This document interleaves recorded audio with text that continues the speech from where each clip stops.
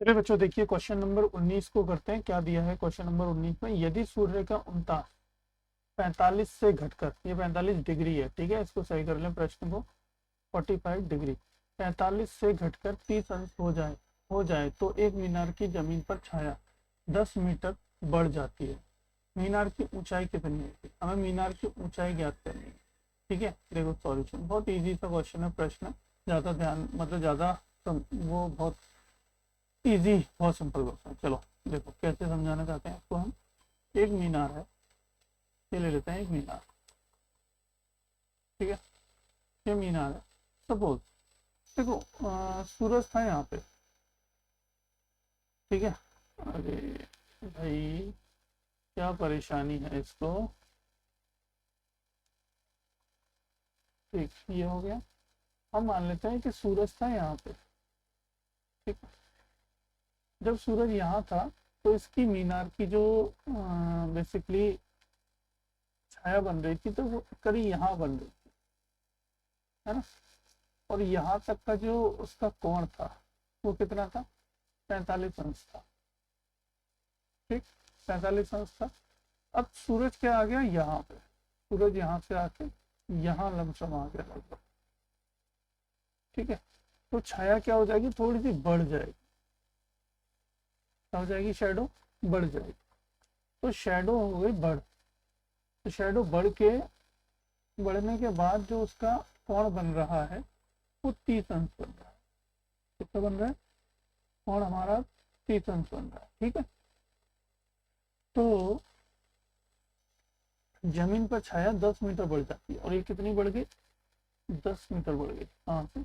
यहाँ से। ठीक है, यहाँ तक तो सब क्लियर है। चलो अब इनका नामकरण करते हैं। चलो ए, बी, सी और ये डी, ये नामकरण कर देते हैं। अब मीनार की ऊंचाई हम मान लेते हैं एच, क्योंकि हमें पता नहीं है, तो एच मान लेते हैं। ये हम एक्स मान लेते हैं, है ना। इसको हम एक्स मान लेते हैं। तो मीनार की ऊंचाई बराबर एच माना, लिख सकते हैं माना मीनार की ऊंचाई बराबर एच मीटर है। ठीक है,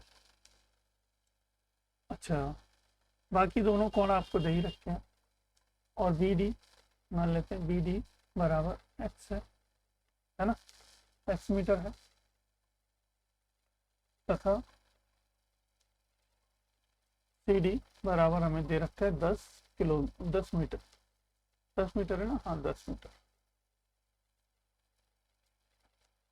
तो समकोण त्रिभुज ए बी डी में, ए बी डी की बात करते हैं पहले। तो देखो टेन 45 डिग्री यानी 45 डिग्री बराबर एच अपॉन लंबटे का लंबटे आधार यानी एच अपॉन एक्स, है ना। या तो ये लिख लो, ये डायरेक्ट लिख दिया मैंने। या फिर आप इस तरीके से भी लिख सकते हो भाई, लंब बटे आधार, है ना। या फिर ये भी लिख सकते हो A B upon P D, है ना। हमने डायरेक्टली लिख दिया वैल्यू एच अपॉन एक्स। और 10 45 का मान एक, तो क्रॉस मल्टीप्लाई करेंगे तो एक्स बराबर एच। यानी कि समीकरण नंबर एक, समीकरण एक से हमने ये जाना कि ये दोनों आपस में बराबर। और ये हमने बात बताई कि जब भी कोण 45 का डिग्री का हो तो ये दोनों हमेशा बराबर होंगे, है ना। आधार और जो लंब होगा वो हमेशा क्या होगा? बराबर होगा। ठीक है, फिर से समकोण त्रिभुज एबीसी में, अब एबीसी की बात करते हैं। समकोण त्रिभुज एबीसी में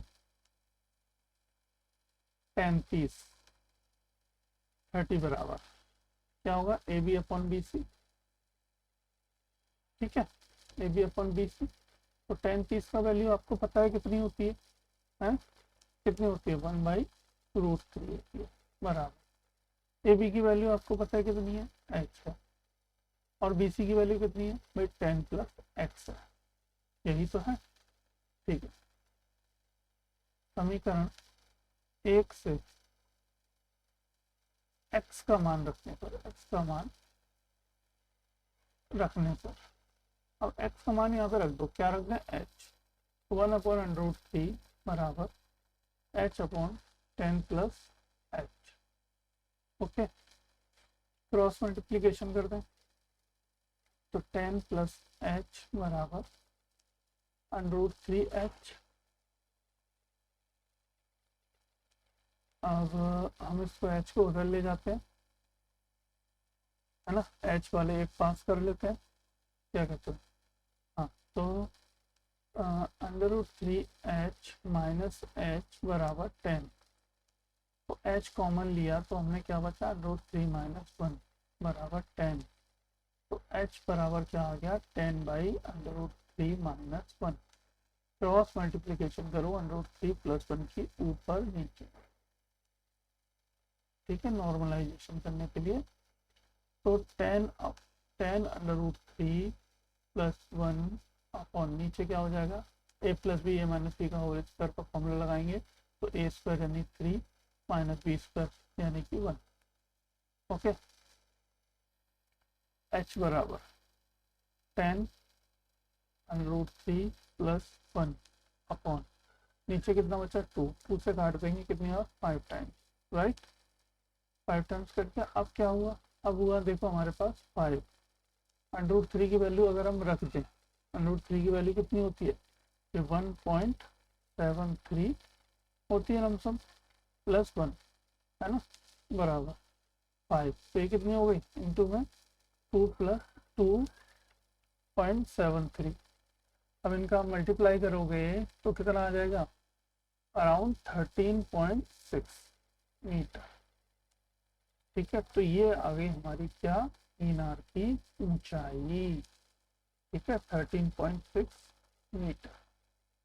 बताओ प्रश्न समझ में आया या नहीं, अगर नहीं आया तो कमेंट में बताएं कि किस लाइन में प्रश्न नहीं समझ आया, उस लाइन को दोबारा बता दीजिए, सर जी जरूर बताएंगे। और इसी तरीके से प्रश्न आप देखते रहिए कि त्रिकोणमिति के सारे प्रश्न हम यहाँ पे कराएंगे। जितने भी बच्चे हमारे हिंदी मीडियम से फॉलो करते हैं, हिंदी मीडियम से आते हैं, चाहे वो यूपी बोर्ड से हो, बिहार बोर्ड से हो, एमपी बोर्ड से हो, हरियाणा बोर्ड से हो, उन सभी के लिए जहाँ भी एनसीईआरटी का पैटर्न फॉलो होता है उन सभी के लिए प्रश्न बहुत ही इंपॉर्टेंट है। तो इन प्रश्नों को एक बार करो, अपने हाथों से करो, एक बार समझ नहीं आता है एक बार रिपीट करो क्वेश्चन को, देखो डेफिनेटली समझ में आएगा, नहीं आए तो कमेंट करो, फिर हम समझाने के लिए बैठे हैं, एक नहीं 4 बार समझाएंगे, बस करो, ठीक है। तो देखा प्रश्न कैसा लगा, चलिए सब्सक्राइब कर लीजिए चैनल को और आगे बढ़िए और क्वेश्चंस की प्रैक्टिस करिए।